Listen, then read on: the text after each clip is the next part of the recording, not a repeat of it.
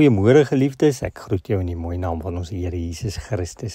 Vanoggend kyk ons na hoe Lukas vir Maria daarna laat uitsien en na Lukas se verstaan en prentjie wat hy van Maria skep. Ons fokus die hele week op Maria, aangesien eerskomende Sondag dan ook ons fokus op Moedersdag is. Geliefdes, wanneer ons dan nou vanoggend die woord van die Here oopslaan in Lukas, dan sien ons dat Lukas vir ons baie vertel van Maria. Wanneer hy oor Maria skryf, gee hy nie net vir ons een prentjie van haar nie, maar sommer 3 prentjies.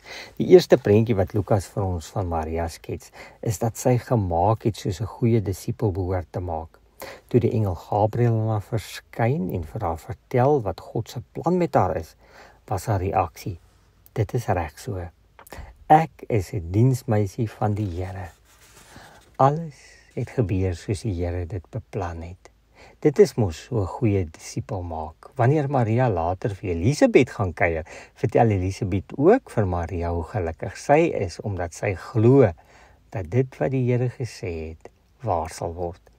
Baie later, na Jesus se hemelvaart, net voordat die Heilige Gees uitgestort word, was Jesus se disippels bymekaar en hulle almal het eensgesind saam gebid. En Maria, Jesus se ma, was ook daar, soos 'n goeie disipel.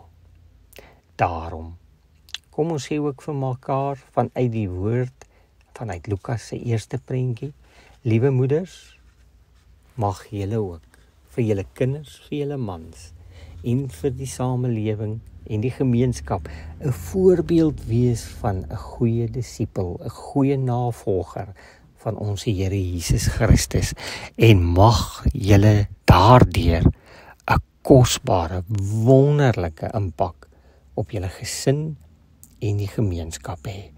Ons bid dit as kerk vir elke moeder.